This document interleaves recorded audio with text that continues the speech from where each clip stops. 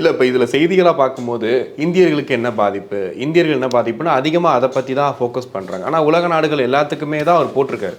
ஆனால் இந்தியர்களுக்கு பாதிப்புன்னு ஏன் சொல்கிறாங்க அப்படின்னா, இப்போ ரீசெண்ட் டைமில் இந்தியாவுக்கு எதிராக கருத்து சொல்கிறது, இங்கே ஆரம்பிச்சிங்கன்னா அவங்க தொழில் நாசமாக போயிடுன்னு ஓப்பனாக பேசுறது, இந்த மாதிரி ட்ரம்ப் தொடர்ந்து இந்தியர்கள் மேலே கொஞ்சம் வெறுப்பில் இருக்காரு. இந்தியர்கள் மேலே கிடையாது. இப்போ நம்ம 50 லட்சம் பேர் இந்தியன்ஸ் இருக்கிறாங்க.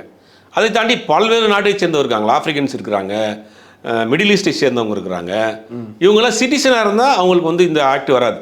அது இப்போ வரைக்கும் அந்த ஆக்ட் கிடையாது. திருப்பி அந்த ஆக்டை கொண்டு வந்தாருன்னா சிட்டிசன்ஸ்க்கு இருக்கா என்னன்னு தெரியல. இப்போ வரைக்கும் அமெரிக்கன் சிட்டிசன்ஸ்க்கு நீங்கள் எங்கே எந்த நாட்டு கவர்னர் பண்ண வச்சுக்கலாம், அவ்வளோதான். கிடையாது. நீங்கள் வந்து வேலைக்காக வந்தவர்கள் வந்து வேலைக்காக வந்தவன் வேறு இங்கே ஒன்று பணத்தை வைப்பான். ஆமாம், அவனுக்கு விசா காலம் முடிஞ்சுன்னா ஊருக்கு போயிடுவான். ஓகே, அப்போ அந்த காசை வந்து எப்படி அனுப்ப முடியும்? அப்போ நீங்கள் இங்கேயே செலவு பண்ணுங்க அப்படின்றது வந்து இது டபுள் டாக்ஸ் சிஸ்டம் ஆயிரும்னு பல நாடுகளில் இருக்கிறாங்க. இவருடைய கட்சியை சேர்ந்த ரிப்பப்ளிகன் பார்ட்டியே வந்து ஒரு 50 ஸ்டேட் இருக்குது. அந்த 50 ஸ்டேட்டில் இருக்கக்கூடிய 5 கவர்னர்ஸ், நம்ம ஊரில் முதலமைச்சர் மாதிரி, சிஎம் மாதிரி, அவங்களே ஆப்போசிட் பண்ணுறாங்க.